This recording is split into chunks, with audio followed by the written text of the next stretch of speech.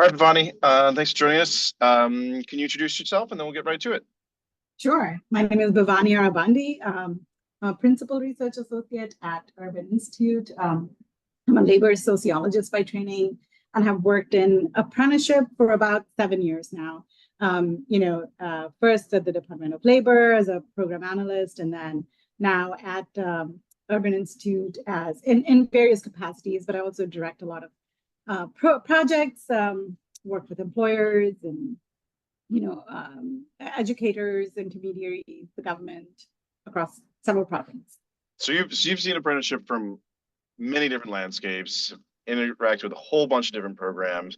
So our one question is, what do you think can be done to make apprenticeship simpler? What's like the biggest sort of like thing you think the world could take on to make apprenticeship simpler? The biggest, and it's also the toughest thing, I think. We need to change the narrative, right? We Sure. need to change the narrative about college for all. And I think I've been a college professor myself, and I found a lot of students that are in my classroom are actually not prepared for college in several different ways. One, they lack the preparation academically. They might be in school districts that, might not have the resources and do not have the recommended, like the rigorous training for students. Some could be financial issues. So they're working, like I had a student who was working 3 jobs while in college full time. Like, how do you expect this young person to pay attention to anything that you're doing in classroom, right? And there's so many other reasons, where students need more supports and they're just not getting them. But the college for all narrative is so predominant in our society, in our country, that often students feel that's the only choice they have. And, they first, they don't know that there are choices. And even if they know, they're not sure how to go about it. So I think one is to change that narrative, and that change cannot come, just from the government or just from educators. It has to come from several places and constantly. It cannot be just said one time and hope, there'll be a major change, right? It has to come consistently from several sources, I think.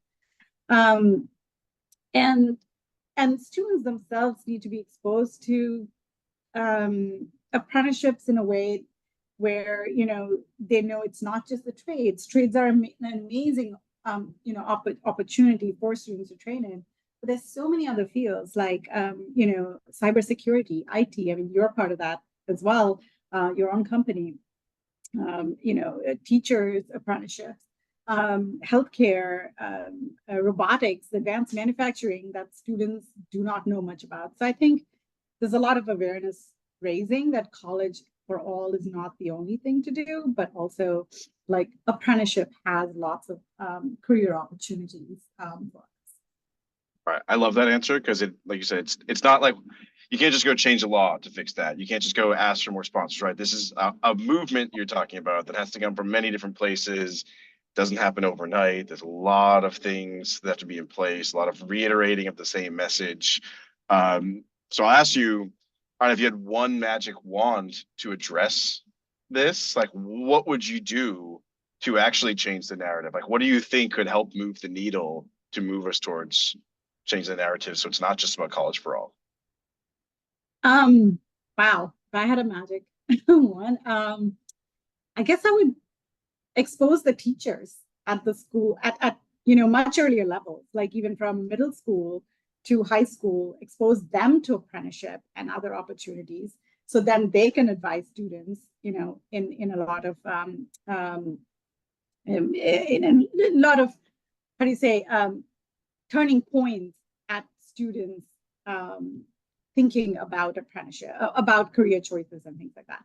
I think influencing teachers would be the best way to do this, because they have a captive audience, right? The students are already there, but they also have access to administrators, they have access to intermediaries, employers that schools are working with, and also parents.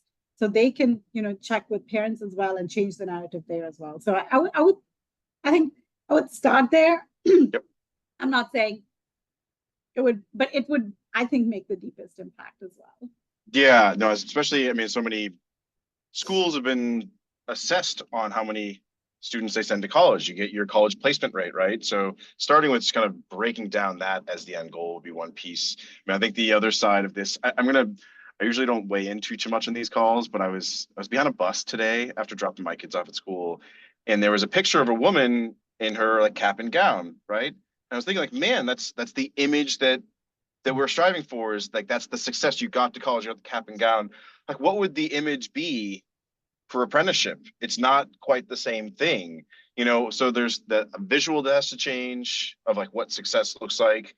There's the timing, like college is really straightforward. You leave school, you go into college the next year. It's really easy to kind of slot people in. There's a application that can be reused. Like, what are the pieces the apprenticeship world has to do to support that? So one part is getting teachers and the schools on board, and what can the apprenticeship world do to kind of fix the system to make it more in line with the way schools work, give more visuals to change the narrative. Again, it's not one piece, it's a whole bunch of things.